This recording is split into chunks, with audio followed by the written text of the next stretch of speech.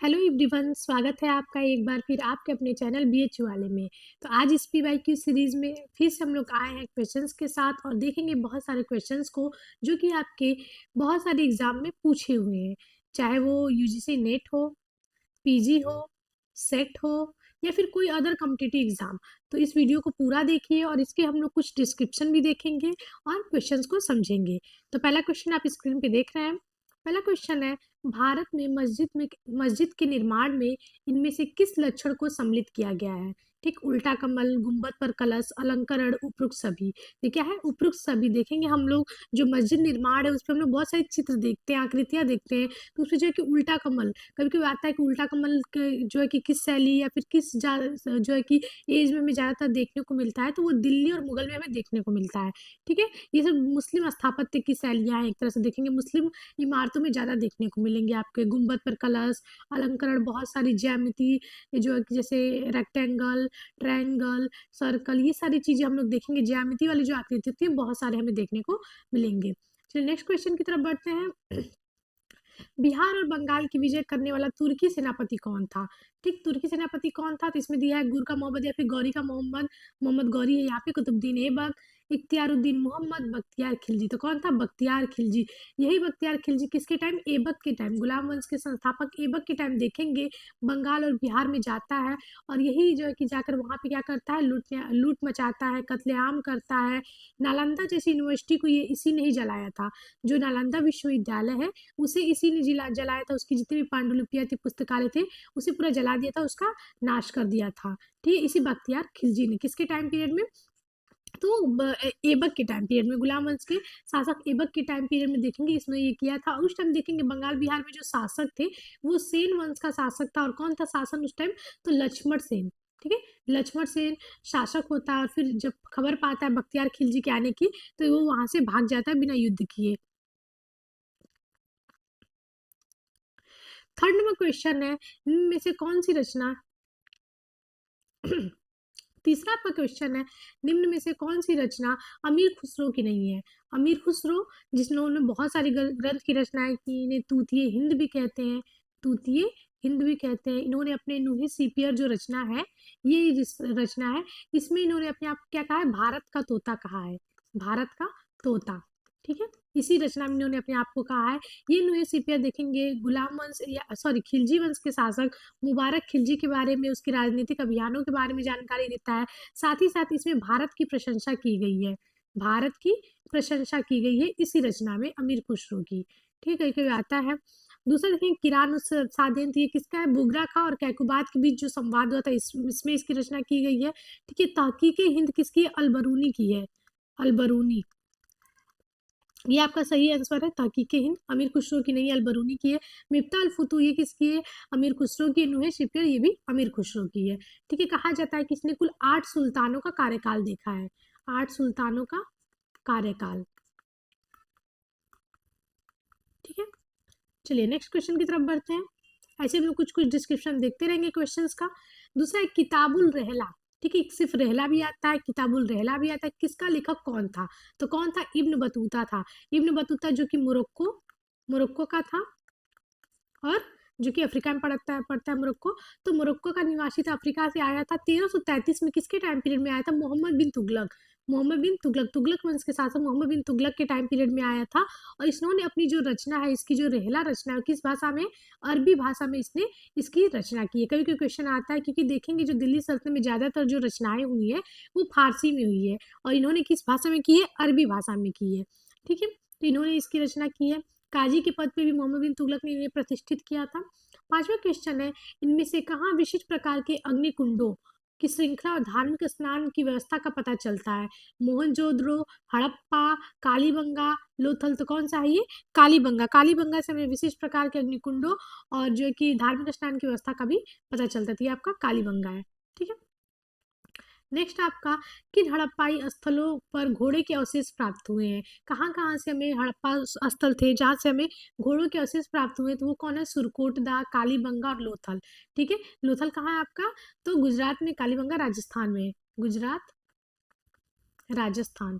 काफी बार पूछता है और यहीं से देखेंगे, यही लोथल है जहाँ से हमें क्या मिला है? लोथल से कृत्रिम गोदी बाड़ा। गोदीबाड़ा यानी फिर बंदरगाह कह दे, गोदीबाड़ा के साक्ष्य में यहीं से मिला है। और कहाँ पे है ये? तो भोगवा नदी के किनारे है, भोगवा नदी। याद रखिए, काफी बार पूछता है। नेक्स्ट है, भारत से प्रकाशित प्रथम अखबार का नाम क्या था? भारत में प्रकाशित प्रथम अखबार कौन था?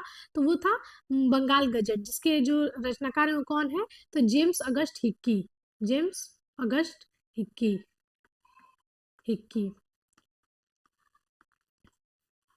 नेक्स्ट, बंगाल की एशियाटिक सोसाइटी की स्थापना किसने की थी? तो किसने की थी?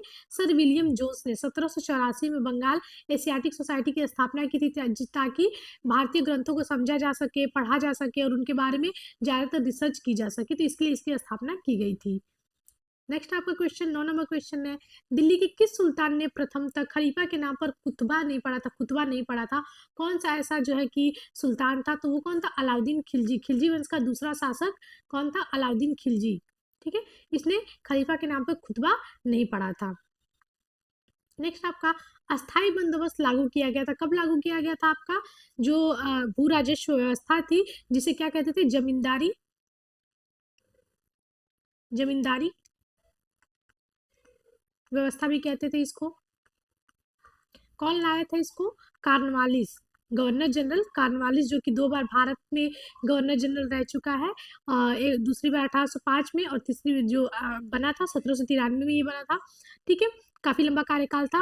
और यही कार्नवालिस, इसका मकबरा कहाँ है? तो कहा जाता है कि जब दूसरी बार ये आया था अपने कार्यकाल में, तो यहाँ पे यूपी के गाजीपुर, यूपी के गाजीपुर में इसका मकबरा है। ठीक है, इसी कार्नवालिस के, इसी ने परमानेंट सेटलमेंट लाया था। नेक्स्ट है, संस्कृत स्रोतों से संग्रहित तिब्बती सिकंदरी का विषय क्या है? ठीक है, तिब्बती सिकंदरी का विषय क्या है? आयुर्विज्ञान। और ये लोदी वंश के शासक, लोदी वंश के शासक सिकंदर लोदी के समय इसका अनुवाद किया गया था। सिकंदर लोदी, इसने क्या स्थापना की थी? अनुवाद विभाग की, अनुवाद विभाग की इसने स्थापना की थी। काफी बार पूछा हुआ क्वेश्चन है। मुर्शिद कुली खां की मृत्यु कब हुई थी? बंगाल का ये संस्थापक है, बंगाल का, बंगाल में स्वतंत्र राज्य का संस्थापक है। बंगाल का संस्थापक कौन है? मुर्शिद कुली खां है संस्थापक। ठीक है, और इसकी जो मृत्यु हुई थी 1727 में हुई थी। Next 13 number question, Tipu Sultan अपने समकालीन से कई मायने में आगे था, क्योंकि टीपू सुल्तान जो है कि अपने समकालीन से कई मायने में आगे था, क्यों, किस वजह से? तो इसमें दिया है, वो अंग्रेजों द्वारा भारतीय शक्तियों के लिए प्रस्तुत संकट को जानता था, वह सैनिक शक्ति के लिए मजबूत आर्थिक आधार के महत्व को समझता था, वह आधुनिक व्यापार और उद्योगों के महत्व को समझता था। उपयुक्त सभी, तो क्या है? सभी रीजन जो है कि टीपू सुल्तान के बारे में सही है। ठीक है, नेक्स्ट है आपका 1767-69 के प्रथम आंग्ल मैसूर युद्ध के समय हुई त्रिशक्ति संधि, इनमें से कौन सम्मिलित नहीं हुआ था? जो त्रिशक्ति थी, 3 गुट बने हुए थे, उसमें कौन कौन था? तो अंग्रेज थे उसमें, निजाम जो हैदराबाद के निजाम थे वो थे, और मराठा थे। त्रावणकोर के राजा उसमें नहीं थे। ठीक है, नेक्स्ट है, बंगाल के शासकों का सही क्रम क्या है? तो पहला आपको बताएं कि ये कौन था? तो पहला आपका मुर्शिद कुली खां होगा, फिर आपका सुजाउद्दीन होगा, फिर सरफराज होगा, फिर अलवर्दी खां होगा। अलवर्दी खां का एक फेमस कोट क्या है कि अंग्रेज क्या है? अंग्रेज मधुमक्खी की तरह है, मधुमक्खी की छत्ते की तरह है, छत्ते की तरह है, छत्ते की तरह, मतलब अंग्रेजों की तुलना मधुमक्खी से की थी। और कहा था कि अगर इनको छेड़ा ना जाए तो ये शहद देंगी, अगर इनको छेड़ दिया जाएगा तो ये काट काट के मार डालेंगी। ऐसा कोट अलवर्दी खान ने दिया था। इसका सही आंसर आपका BACD होगा। ठीक है, सोंधर शब्द का प्रयोग किसानों के दिए जाने वाले ऋण के रूप में किसके समय में हुआ था? सोंधर और तकावी ऋण, सोंधर और तकावी। ठीक है, तकावी ऋण थी, ये किसने शुरू किया था? किसने किसानों को दिया था? एक तरह से लोन कह ले तो ये मोहम्मद बिन तुगलक, तुगलक वंश के शासक ने किया था। और इसने एक विभाग भी बनाया था कृषि के लिए, दीवाने कोही। काफी बार पूछता है दीवाने कोही विभाग की स्थापना किसने की थी? तो मोहम्मद बिन तुगलक ने राजकीय भूमि की, जो राजकीय भूमि थी उसके जो है कि जो भूमि थी उसको उपजाऊ बनाने के लिए, कृषि को वृद्धि करने के लिए इसने दीवाने कोही की स्थापना की थी। नेक्स्ट है आपका संसगानी सिक्के।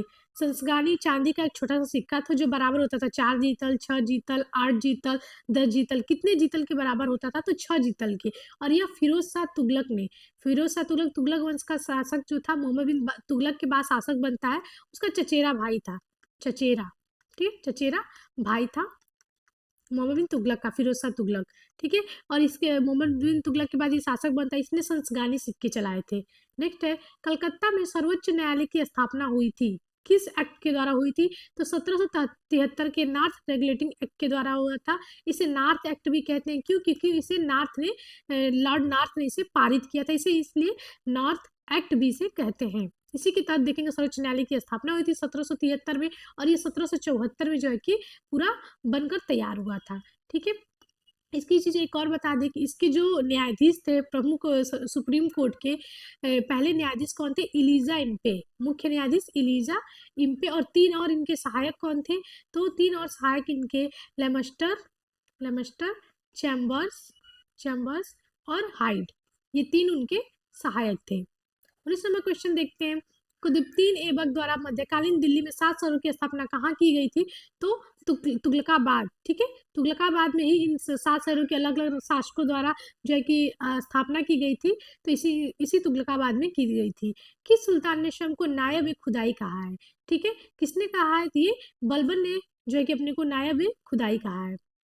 खिज खां द्वारा स्थापित राजवंश को सैयद राजवंश के नाम से जाना जाता है, क्योंकि उसने और उसके उत्तराधिकारियों ने सैयद उपाधि धारण की।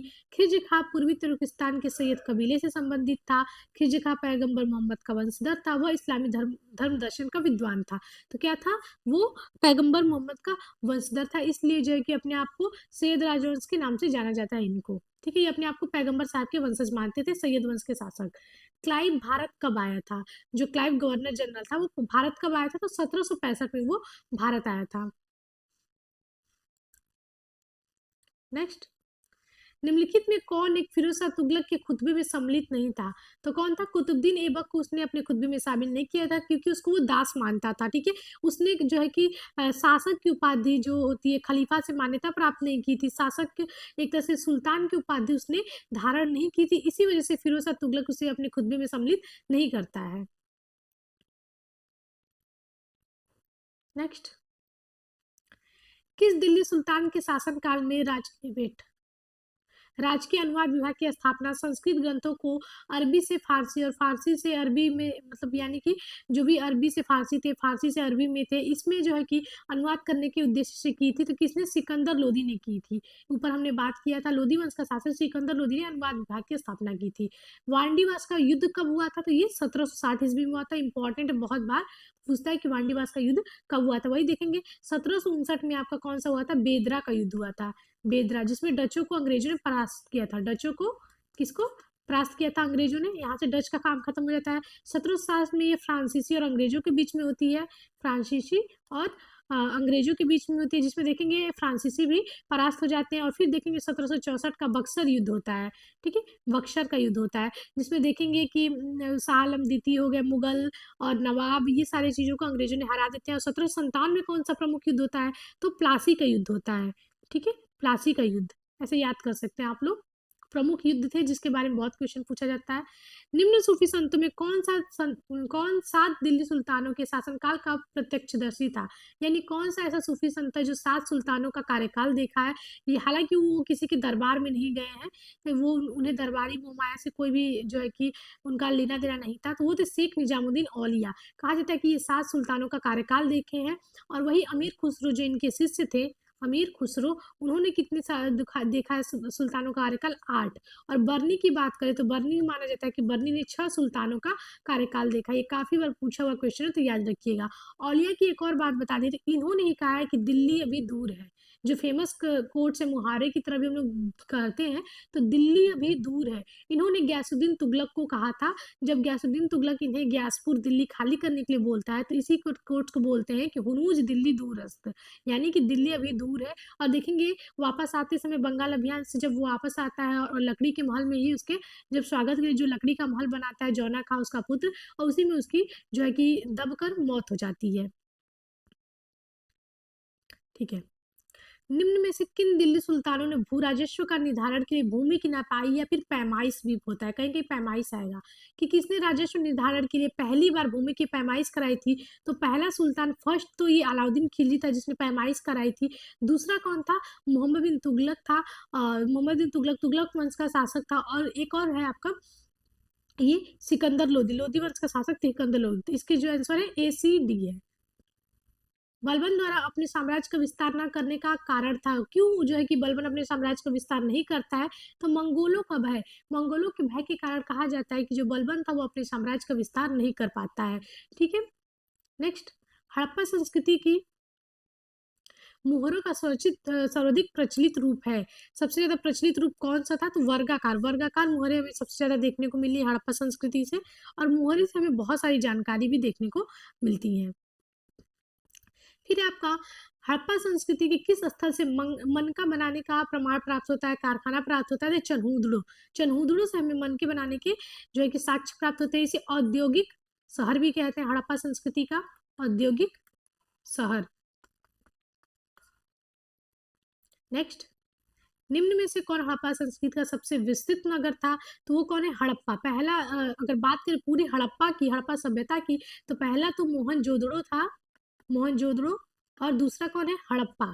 ठीक है, अगर वही भारत में बात करें, भारत में कौन था? तो भारत में कौन है? राखीगढ़ी, ये याद रखिएगा, ये भारत में है। और पूरे हड़प्पा की बात करें तो पहले पे मोहनजोदड़ो है, दूसरे पे हड़प्पा है। तो यहाँ पे मोहनजोदड़ो है, इसलिए हम यहाँ आंसर क्या लगाएंगे? हड़प्पा लगाएंगे। तो याद रखिएगा, अगर भारत में पूछेगा तो राखीगढ़ी होगा, राखीगढ़ी और धौलावीरा। निम्नलिखित सुल्तानों में से किसने जिन प्रभा सूरी से आधी रात तक बातचीत की थी, जो कि जैन विद्वान थे? जैन विद्वानों से बातचीत का संबंध दिल्ली सुल्तानों में किससे की जाती है? तो वो मोहम्मद बिन तुगलक है। वही अकबर की भी देखेंगे जैन विद्वान, उसके दरबार में भी कई सारे जो है कि जैन विद्वानों का हमें देखने को मिलता है, जिसमें हरिविजय सूरी, जिन चंद्र सूरी, यहाँ पे जिन प्रभा सूरी, वहाँ पे जिन चंद्र सूरी है। ठीक है, अकबर के टाइम पीरियड में। अंग्रेजों द्वारा भारतवर्ष में निर्मित किस भवन को व्हाइट टाउन, ठीक है, अंग्रेजों द्वारा बनाए गए थे, व्हाइट टाउन किसे कहा जाता है? तो वो कौन था आपका? सेंट जॉर्ज, मद्रास में। ठीक है, Saint George, Saint George Madras में। वही फोर्ट विलियम भी अंग्रेजों द्वारा ही बनाया गया, 1800 में बनाया गया है। ये ट्रेनिंग के लिए बनाया गया था, वहां पे प्रशिक्षण देने के लिए बनाया गया था 1800 ईस्वी में। ये आपका कलकत्ता में था फोर्ट विलियम। नेक्स्ट, किसने कहा था हमने अपने मित्रों को ताकतवर बनाए बिना अपने शत्रु को पंगु बना दिया था? तो किसने? लॉर्ड कॉर्नवालिस ने एंग्लो मैसूर वार में।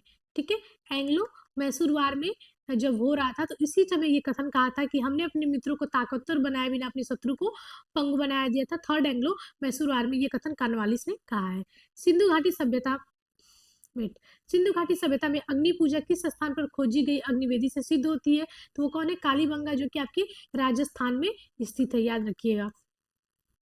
तो पूजिता कहाँ पे स्थित है? तो राजस्थान में। किस स्थान से हड़प्पा हड़प्पा सभ्यता से संबंधित पक्की मिट्टी का हल मिलता है? ये क्वेश्चन बार बार पूछा हुआ है। तो बनावली, हरियाणा। ठीक है, हरियाणा में स्थित है, और यहीं से हमें पक्की मिट्टी का हल मिलता है। किस हड़प्पा स्थल से चावल उगाने का साक्ष्य मिलता है? तो वो कौन है? रंगपुर, रंगपुर से हमें चावल के साक्ष्य मिलते हैं। नेक्स्ट, प्रथम बार किसने स्वीकार किया था कि प्लासी में अंग्रेजों की विजय विश्वासघात की विजय थी? लॉर्ड क्लाइव, वेंसीटाट, हेक्टर मुंडो, इनमें से कोई नहीं थी। यहाँ पे कौन है? नन ऑफ दीज, इसमें से कोई भी ऑप्शन सही नहीं है। पी रॉबर्ट्स ने इस कथन को कहा है, रॉबर्ट्स करके है, रॉबर्ट्स।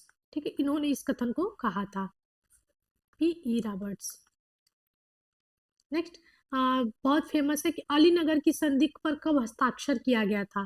ठीक है, याद रखिएगा, अलीनगर की संधि तो कब हुआ था? अलीनगर की संधि फरवरी 1797 में अलीनगर की संधि हुई थी। पहले कलकत्ता को किस नाम से जाना जाता था? अलीनगर से, याद रखिएगा। कलकत्ता का पुराना नाम क्या था? अलीनगर, अलीनगर। वही बात करें कि कलकत्ता की स्थापना किसने की थी? तो जॉब चारनाक, जॉब चारनाक ने जो है कि कलकत्ता नगर की स्थापना की थी। नेक्स्ट, किसके काल में ब्लैक होल की घटना हुई थी? फेमस क्वेश्चन है, ब्लैक होल इंसिडेंट किसके टाइम में हुई थी? तो वो सिराजुद्दौला, अवध के नवाब सिराजुद्दौला, सॉरी, बंगाल के नवाब सिराजुद्दौला के समय ये घटना हुई थी। और इसका जो कहा जाता है कि ये किसने इसका प्रत्यक्षदर्शी था? तो वो जे हालवेल, जे हॉलवेल जो है कि इस घटना को, कथन को बताता है। बाकी इतिहासकार इसको जो है कि एक काल्पनिक घटना मानते हैं। निम्नलिखित में किसने फतेह चंद को जगत सेठ की उपाधि दी थी? जगत सेठ की उपाधि, ये भी पूछा हुआ है, आपका फेमस क्वेश्चन है। मोहम्मद शाह, मुगल शासक, उत्तरवर्ती मुगल शासक, जिसे रंगीला भी कहते हैं, रंगीला नाम से भी जाना जाता है, इसी ने इसको उपाधि दी थी। इसका वास्तविक नाम रोशन अख्तर है, रोशन अख्तर। ये भी क्वेश्चन पूछा जाता है बार बार। दूसरा है, देखिए वही क्वेश्चन आ गया, रोशन रोशन अख्तर किस मुगल शासक का नाम है? तो वो कौन है? मोहम्मद शाह रंगीला। ठीक है, रंगीला भी कहीं कहीं आएगा। इसी के टाइम पीरियड में हम लोग देखेंगे नादिर शाह का आक्रमण हुआ था, नादिर शाह का आक्रमण, और इन दोनों के बीच में देखेंगे 1739 में कौन सा युद्ध होता है, करनाल का युद्ध, करनाल का युद्ध। और इसीलिए तख्ते ताउस उठाकर वापस लेके जाता है यहाँ पे, फारस ले जाता है, ईरान ले जाता है। अलाउद्दीन के निम्नलिखित पुत्रों में से कौन एक उसकी पत्नी झत्यपाली से उत्पन्न था, जो देवगिरी के राजा रामचंद्र देव की पुत्री थी? तो वो कौन है, सिहाबुद्दीन उमर। जब अलाउद्दीन खिलजी की मृत्यु हो जाती है तो सिहाबुद्दीन उमर मलिक काफूर के संरक्षण में शासक बनता है। मलिक काफूर, जिसे क्या कहते हैं, हजार दिनारी कहते हैं, हजार दिनारी। क्यों? क्योंकि इसे हजार दिनार में खरीदा गया था। किससे प्राप्त किया गया था, गुजरात अभियान, गुजरात अभियान के तहत इसको जो है कि प्राप्त किया गया था, गुजरात अभियान से लाया गया था। तो सियाबुद्दीन उमर शासक बनता है, जो कि झत्यपाली का पुत्र होता है। निम्नलिखित सुल्तानों में से कौन एक इल्तुतमिश की संतान नहीं था, किंतु उसके वंश का अंतिम उत्तराधिकारी था? कोई भी कहता है कि वो उसका पौत्र भी था, तो वो कौन है, नसरुद्दीन महमूद। अलाउद्दीन के आक्रमण के समय वारंगल पर किस राजवंश का शासन था? ठीक है, तो वो कौन है, काकतीय। उस टाइम शासक थे प्रताप रुद्रदेव, प्रताप, वेट, प्रताप रुद्रदेव वो शासक थे। कहा जाता है कि इन्होंने अपनी अधीनता स्वीकार करने के लिए अपनी सोने की मूर्ति बनवाई, और उसके जो है कि सोने की मूर्ति बनवाई, उस मूर्ति में कोहिनूर हीरा जो होता है उसको उस मूर्ति के गले में जो है कि लटका कर, और जो है कि अलाउद्दीन के समक्ष जो है कि अधीनता स्वीकार की थी, अलाउद्दीन को भेंट स्वरूप भेजा था। तो ये भी क्वेश्चन पूछा जाता है कभी कभी। तो ये वारंगल का शासक था। ठीक, सैंधव मुद्रा या फिर इंडस वैली सिविलाइजेशन में जो सबसे ज्यादा प्रचलित, जो कि देखेंगे जो उत्कीर्ण किया जाता था मोहरों पे, वो कौन सी पशु का था? तो एक श्रृंगी यूनिकॉर्न का सबसे ज्यादा हमें देखने को मिलता है उत्कीर्णन। चनहूदड़ों का उत्खनन किसके निर्देशन में हुआ था? तो वो जेएच मैके हैं, बहुत इंपॉर्टेंट है, बहुत बार पूछा हुआ है। ठीक है, यही से मनके का कारखाना मिला था। हड़प्पा सभ्यता का कौन सा नगर 3 भागों में विभाजित है? तो वो कौन है, धौलावीरा। धौलावीरा जो कि आपके गुजरात में पड़ता है, ये 3 भागों में विभाजित है।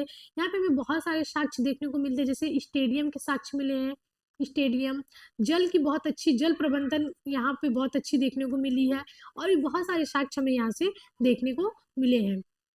निम्नलिखित में किसकी पूजा हड़प्पा संस्कृति में नहीं होती थी? तो किसकी नहीं होती थी, विष्णु की पूजा नहीं होती थी। विष्णु की बात हम लोग देखेंगे उत्तर वैदिक पीरियड में आता है। वेट,